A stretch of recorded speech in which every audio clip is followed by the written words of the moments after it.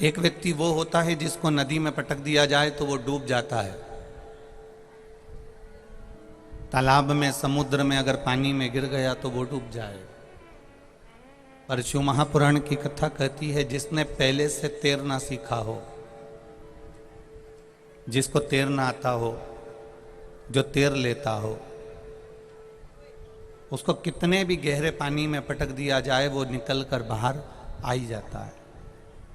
उसी तरह जिसने जिंदगी में भगवान की शरणागति ग्रहण कर ली, जो सत्संग में डूब गया, भजन में डूब गया, कीर्तन में डूब गया, मंत्र जाप में डूब गया, नाम जाप में डूब गया, नाम भक्ति में डूब गया, जिसने भजन के माध्यम से ये सीख लिया कि संसार सागर से पार कैसे होना है, तो जो एक बार भगवान के मंदिर तक जाना सीख गया, जो भगवान के भजन में जाना सीख गया, शिव महापुराण की कथा तक जाना सीख गया, तो वो भव सागर से भी पार उतरना सीख गया। ये निश्चित है।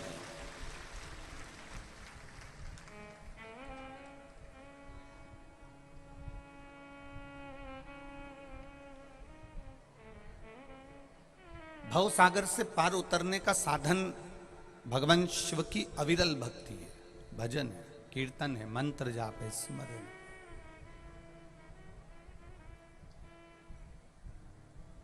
जो सीख गया,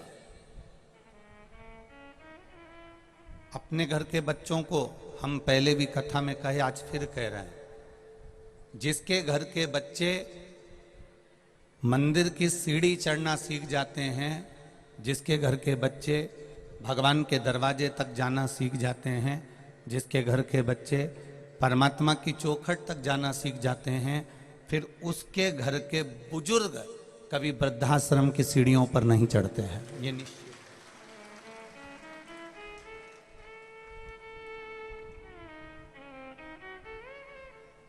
आपके घर के संस्कार क्या बोलते हैं? आपके घर के बच्चे अगर सतमार्गी हैं, आपके घर के बच्चे अगर मार्ग प्रशस्त करने वाले हैं, भगवत भजन में डूबने वाले हैं, नाम कीर्तन लेने वाले हैं, तो फिर आपको वृद्ध अवस्था में कष्ट भोगने की जरूरत नहीं पड़ेगी।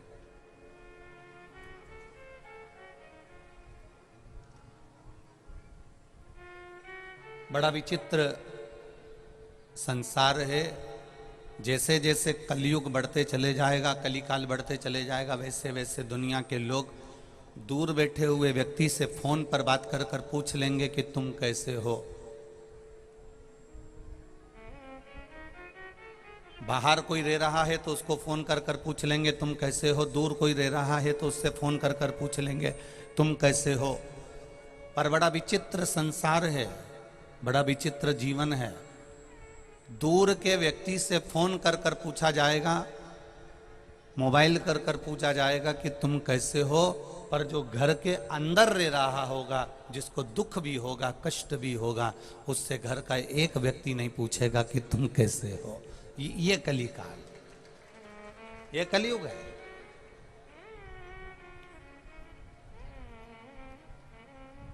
जो नजदीक में रह रहा है, साथ में रह रहा है, परिवार में रह रहा है, कुटुंब में रह रहा है, उससे नहीं पूछा जाता कि तुम कैसे हो। शिव महापुराण की कथा वर्णन करती है कि जो नजदीक में है, अभी जो पास में है, हम उसको तो सुख प्रदान करने का प्रयास करें। ये उसी में का हाल है जैसे एक बेटा मोटरसाइकिल चालू करा और मोटरसाइकिल चालू करके बुलेट चालू करके दरवाजे पर बुलेट को जो चालू कर कर जाने लगा तो पिताजी कुर्सी पर बैठे थे, उन्होंने आवाज लगाया, ए छोरा, ए नाना इधर आ, ए छोरा इधर आ। छोरा दौड़कर पिताजी के पास आया, बुलेट खड़ी करी, बंद करी, पिताजी के पास आकर पूछा, जी पिताजी बोलिए क्या बात है? जा अंदर से मुझे एक गिलास पानी ला दे तो जरा। छोरा अंदर गया और मां से कहता है, मां पिताजी को एक गिलास पानी दे देना, मुझे जल्दी है, मैं जा रहा हूं। अब मां पिताजी के लिए एक गिलास पानी लेकर आ गई और पिताजी ने देखा कि छोरा बुलेट लेकर बुड़बुड़ करता हुआ मोटरसाइकिल लेकर चले गया, तो पिताजी ने अपनी पत्नी से पूछा कि तुम्हारे शहजादे को कहाँ जाना था जो इतनी जल्दी जल्दी मोटरसाइकिल भगा कर जा रहा है? इतने में माँ ने कहा रेलवे स्टेशन पर प्याऊ लगाई है ना, तो छोरा वहाँ पानी पिलाने जा रहा है। पिता को आश्चर्य हुआ, बाप ने एक गिलास पानी मांगा तो दिया नहीं, और स्टेशन पर जाकर पानी पिलाए तो कौन से सुख का अनुभव हो सकता?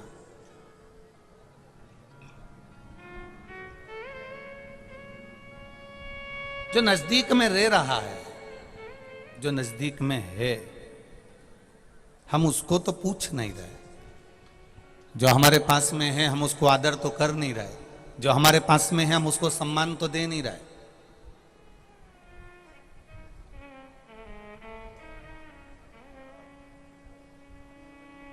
हमें दुनिया के लोग अच्छे लग रहे हैं, पर जो घर में हमारे निवास कर रहा है, हमारे परिवार में जो रह रहा है, हमारे कुटुंब में जो रह रहा है, हमारे साथ जो रह रहा है, वो हमको अच्छा नहीं लग रहा। शिव महापुराण की कथा शिव तत्व को जानने का महत्व बताती है। शंकर भगवान ने अपने आप को सम्मान दिया कि नहीं दिया पता नहीं। शंकर भगवान ने एक बार भी ये नहीं कहा कि तुम मेरी आराधना करो। शिव जी ने एक बार भी ये नहीं कहा कि तुम मेरा आदर करो। शंकर भगवान ने एक बार भी ये नहीं कहा कि तुम मेरी पूजन करो। शिव जी ने अपनी धर्म पत्नी माता पार्वती का आदर करवाया, उनका सम्मान करवाया, उनकी पूजन करवाई। भगवान शंकर ने अपने पुत्र गणेश जी का आदर करवाया, उनका सम्मान करवाया, उनकी पूजन करवाई। भगवान शंकर जी ने षडानंद कार्तिकेय का आदर करवाया, सम्मान करवाया, पूजन करवाई। भगवान शंकर जी ने अशोक सुंदरी का आदर करवाया, सम्मान करवाया, पूजन करवाई। भगवान शंकर जी ने अपनी जया, विषहरा, सामरीबारी, दौतली और देव, ये 5 कन्याओं की पूजन करवाई, आदर करवाया, सम्मान करवाया। शिव जी ने अपनी संतान का, अपनी धर्म पत्नी का, भगवान ब्रह्मा और भगवान विष्णु का, इंद्र का, इन सब का आदर करवाया। जो संसार में दूसरे का आदर करना सीख जाता है, जो संसार में दूसरे का आदर करना चालू करवा देता है, उसका आदर अपने आप होना प्रारंभ हो जाता है, अपने आप होता है।